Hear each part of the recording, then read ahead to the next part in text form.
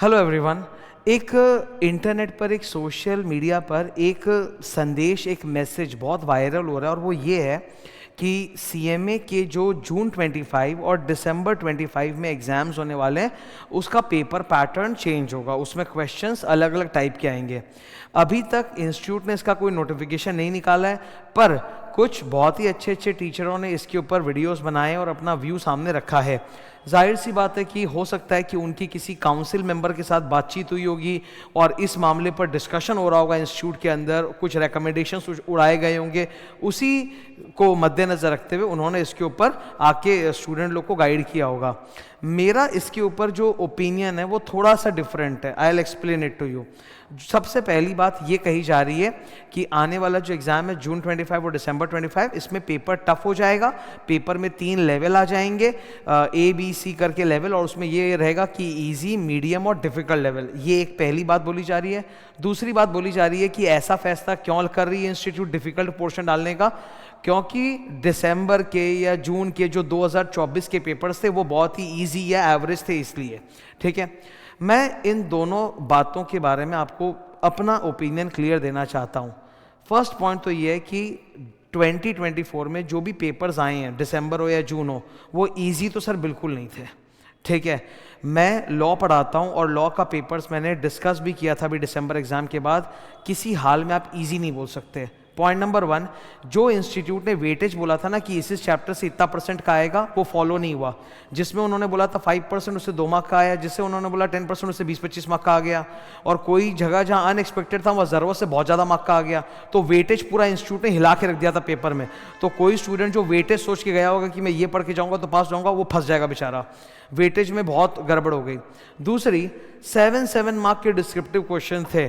7 mark के descriptive question में एक स्टूडेंट कितना ही अच्छा लिख दे, उसको 5 के ऊपर मिल नहीं सकता, क्योंकि स्टूडेंट ओपन बुक एग्जाम तो है नहीं कि ले जाके बैठेगा और बुक से देख के लिखेगा।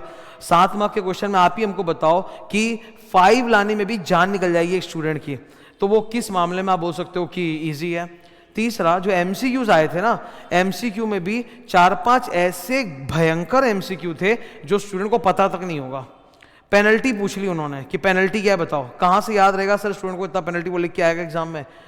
हार्ड MCQs थे। तो पेपर इजी तो सर आज भी नहीं था, कल भी नहीं होगा। वो पेपर इजी वाला तो एक जो है ना, वो एक मिथ है। वो जब भी हम लोग ये बात बोलते हैं ना, ओ CMA का पेपर इजी आया, those people always say that in comparison to CA, कि अगर CA का पेपर देखोगे तो 20 पेज का आता है, CMA का पेपर देखोगे तो 5 पेज का आता है। अरे नंबर ऑफ पेजेस से थोड़ा पता चलता है कि इजी है कि डिफिकल्ट है।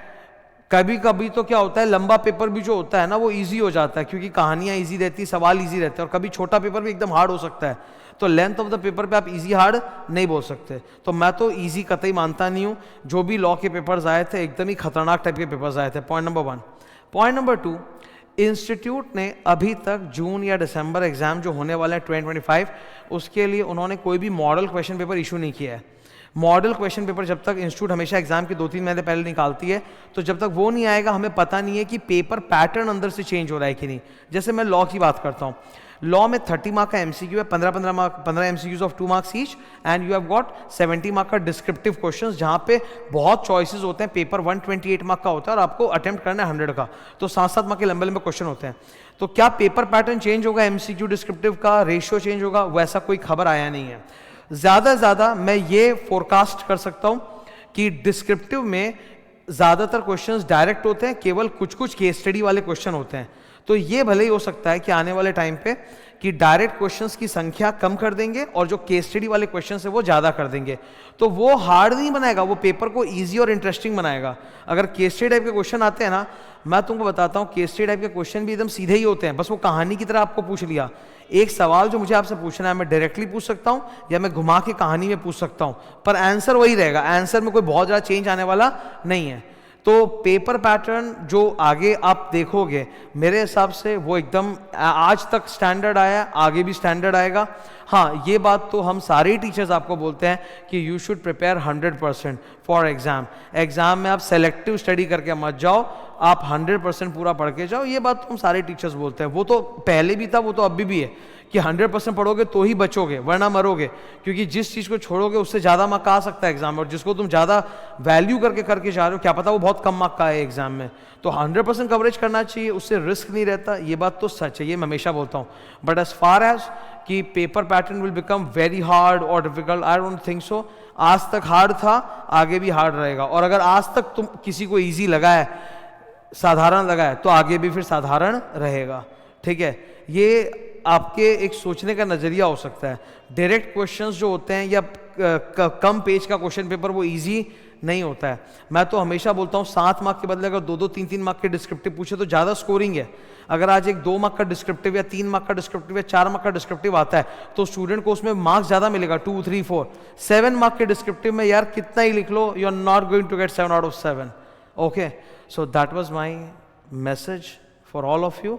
Keep this in mind and लगे रहो, मेहनत करते रहो, घबराओ नहीं पेपर पैटर्न वगैरह से। आज तक जैसा था आगे भी अच्छा ही होगा। अगर आज तक इजी था तो आगे भी इजी, आज तक हार्ड है तो आगे भी हार्ड ही होगा। मुझे तो आज तक हार्ड ही लगा है, मुझे तो इजी पेपर लगा नहीं, ठीक है। बिकॉज 7 मार्क में मैं मार्क्स ही नहीं उठा पाऊंगा, मैं कितना ही लिखने बैठ जाऊँ, ठीक है। 7 मार्क्स में एक स्टूडेंट को मिलेगा ही नहीं नंबर डिस्क्रिप्टिव में। और एमसीक्यूज तो बाप रे, किस कोने से पूछते हैं, खोल के पेपर देखो दिमाग उड़ जाएगा। 15 एमसीक्यू में से 5 तो मतलब आउट ऑफ द वर्ल्ड, कि ये मेरे से होगा ही नहीं, मेरे को बुक दे दो तब मैं कर पाऊंगा, मतलब ऐसे कोने से पूछा है उन्होंने, ठीक है। So thank you, all the best. और एक बात, हाँ, मैं अभी CMA इंटरलॉक का नया बैच मैंने स्टार्ट किया है, तो उसमें क्वेश्चन बैंक मैं बना ही रहा हूँ, वो प्रोसेस में है। वॉल्यूम 1 की बुक आ चुकी, दी जा चुकी, तो क्वेश्चन बैंक में मैं बहुत अच्छे अच्छे क्वेश्चंस इंक्लूड करूँगा। हर चैप्टर से डिफिकल्ट लेवल के क्वेश्चंस भी इंक्लूड करूँगा फॉर प्रैक्टिस। तो क्वेश्चन बैंक जो होगा वो एकदम लेटेस्ट टाइप का होगा, नए नए टाइप के क्वेश्चंस में देखने को मिलेंगे, बोथ MCQs में और डिस्क्रिप्टिव में। Thank you.